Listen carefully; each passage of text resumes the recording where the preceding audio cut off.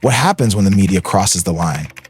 When so-called journalists abandon fairness for cheap shots and personal attacks? Karoline Leavitt just sent a powerful message. Enough is enough. Was this defamation a desperate ratings stunt, or proof of media bias at its worst? The fallout is massive, and the truth is unraveling fast.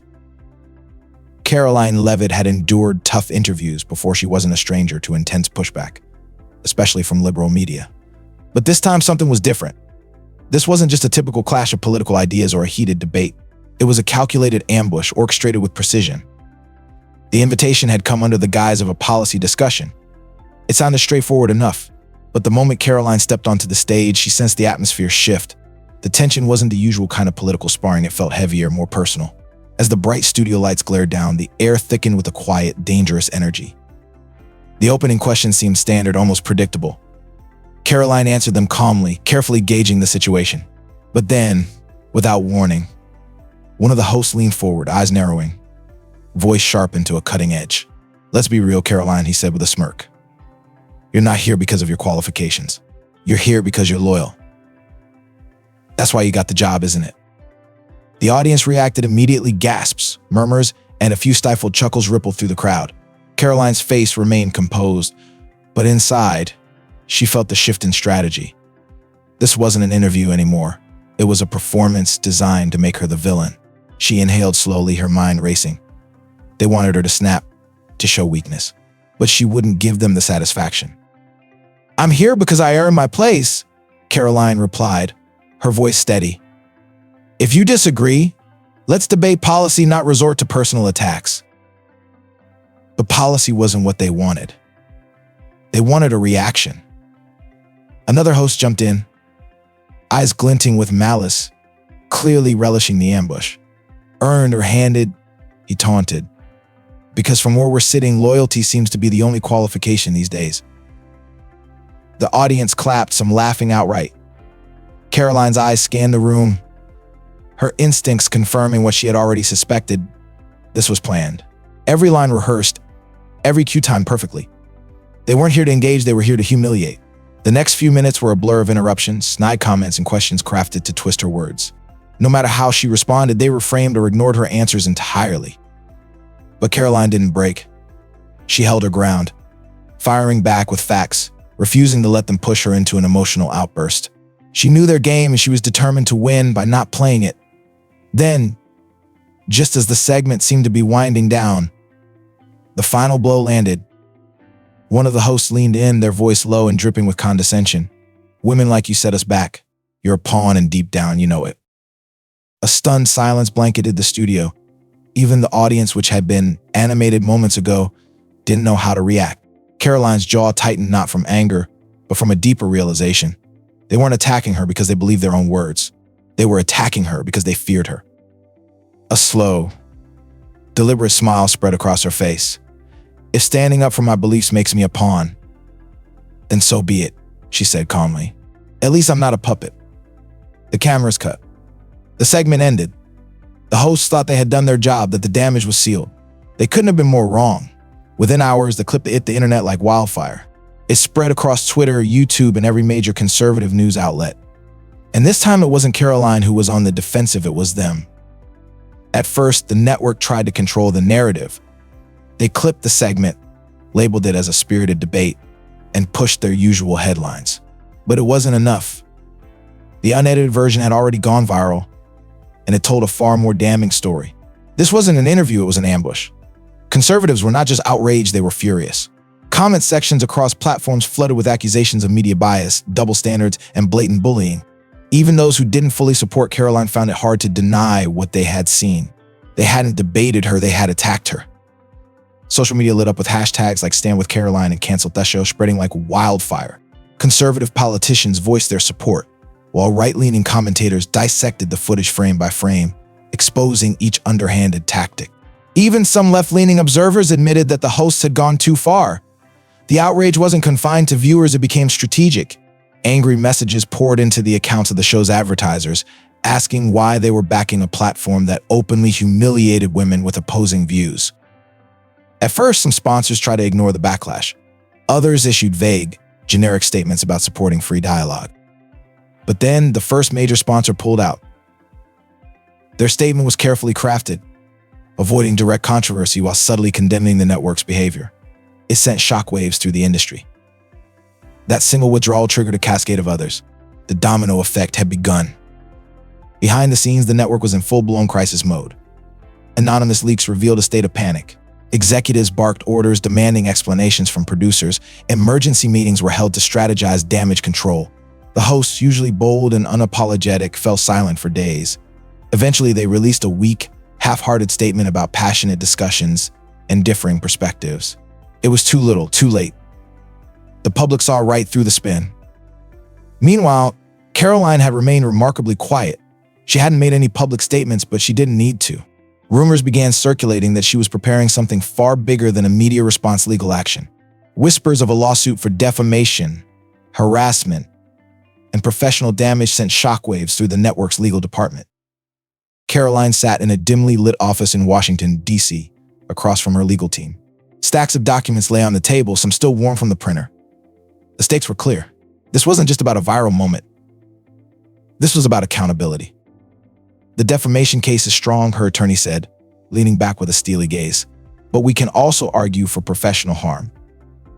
This wasn't just criticism. It was a calculated attack to destroy your credibility. Karoline listened intently. She wasn't one to rush into legal battles. But this was different. This was about setting a precedent. And as her team dug deeper, the evidence against the network grew darker. The real reckoning was only beginning. If you find these stories inspiring and they motivate you to take action, please comment 9. If not, comment 0. Your feedback means a lot to us. Thank you for your valuable time. The situation spiraled further out of control as damning internal emails surfaced, exposing the truth behind Karoline's ambush. Leaked messages between producers revealed that the segment had been pre-planned not as a legitimate policy discussion, but as a deliberate attempt to humiliate her. One chilling directive stood out: make sure she stumbles. Cut her off if she gets too comfortable. It wasn't journalism, it was a calculated assault on her credibility. The next morning, headlines broke across all major outlets. Karoline Leavitt was pursuing legal action. The network scrambled into chaotic damage control. Their lawyers issued statements dismissing the lawsuit as frivolous and politically motivated. But the damage was already done. The legal battle wasn't just about Karoline anymore. It was rapidly evolving into a larger conversation about media ethics and the treatment of ideological dissent on national platforms. Viewers from both political sides started asking tough questions. If the network had nothing to hide, why were they panicking? Then came the breaking point. A former producer from the show, initially anonymous, came forward with a bombshell confession. In an exclusive interview, she confirmed what many had suspected: the show had a documented history of orchestrating attacks against conservative guests. Producers were routinely instructed to push their targets into uncomfortable situations, mock them subtly, interrupt often, and control the editing to shape a specific narrative. To back up her claims, she provided a trove of internal emails, memos, and unedited footage from past interviews. The evidence was indisputable. Karoline's ordeal was not an isolated incident, but part of a disturbing pattern. Suddenly, the lawsuit morphed into a full-blown expose. The network found itself trapped in a firestorm it couldn't extinguish. Inside their headquarters, the tension was suffocating. Executives barked orders, legal teams pored over documents, and PR specialists frantically drafted statements. This wasn't just another bad press cycle, this was a full-scale crisis. They had weathered controversies before, but this time every move they made only deepened the public's outrage. When the network finally released an official statement, it was a textbook non-apology. We stand by our commitment to free and open discussion. While we regret any misunderstanding, we believe our hosts acted within the bounds of spirited debate. The response fell flat, fueling even more backlash. Viewers saw through the corporate spin, and the show's social media accounts became war zones. Comments were disabled, dislikes skyrocketed, and more advertisers quietly severed ties. Then came the first major casualty. One of the show's lead producers abruptly resigned. The press release framed it as a mutual decision, but insiders leaked the truth: it was damage control. The network was trying to contain the inferno, but it was too late. Karoline's legal team had officially subpoenaed internal records, seeking further proof of coordinated bias and targeted defamation.